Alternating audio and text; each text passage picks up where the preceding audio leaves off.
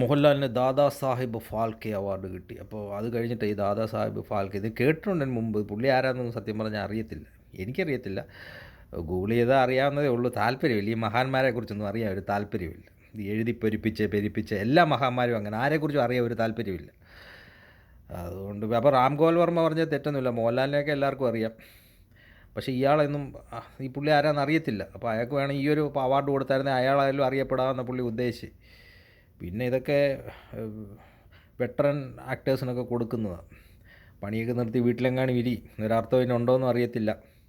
പിന്നെ ഇപ്പോൾ പ്രാവശ്യം ഇപ്പോൾ കൊടുക്കുന്ന ഈ അവാർഡിനൊക്കെ എത്രത്തോളം വിലയുണ്ടെന്നും അറിയത്തില്ല. വല്ല അല്ലു അർജുനും മറ്റേ ഷാറുഖ് ഖാൻ ജവാനും ഒക്കെ കിട്ടിയ അവാർഡുകളൊക്കെ അവർക്കൊക്കെ അവാർഡ് കിട്ടിക്കൊണ്ടിരിക്കുകയാണ്. ഇടയ്ക്ക് പുള്ളിക്ക് ഫാൽക്കോ ഈ 2000-ത്തിന് ശേഷം മോഹൻലാൽ ഈ സിനിമയ്ക്ക് കൊടുത്ത സംഭാവന നല്ല റോള് ഒന്നും ഓർമ്മയിൽ തന്നെ നിൽക്കുന്നില്ല. ഇടയ്ക്ക് ഏതാണ്ട് കുറച്ച് 1-2-3 പടങ്ങളൊക്കെ ഓർമ്മ വരുന്നുണ്ട്.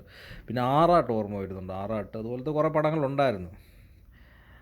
അതിനൊക്കെ ആയിരിക്കും ചിലപ്പോൾ കൊടുത്തത്. സംഭാവന പൈസ വല്ലതും കൊടുത്തതാണ്.